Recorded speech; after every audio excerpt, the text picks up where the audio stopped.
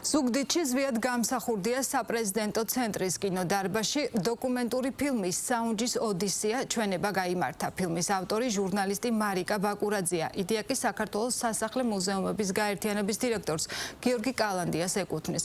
ფილმი ექვთიმე თაყაიშვილის მიერ გადარჩენილი განძის დაბრუნების 80 წლის იუბილეს ეძღვნება. მასში ასახულია ყველა ის ექსპონატი, რომელიც ექვთიმე თაყაიშვილმა 1921 წელს საფრანგეთში წაიღო და ამით გადაარჩინა.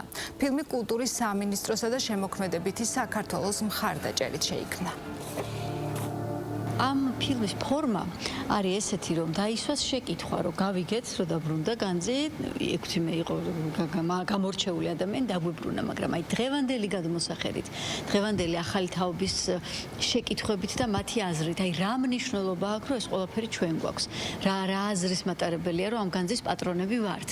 და აი ამ რაკურსით არის დანახული და ზუგდიდი იქნება თუ საქართველოს ნებისმიერი წერტილი, მე აი ყველგან დაუზარლად ჩავალ, შევხვდები აუდიტორიას და ძალიან გამეხარდება თუ ისინი დროს დაუთმობენ ამ ფილმის ნახვას.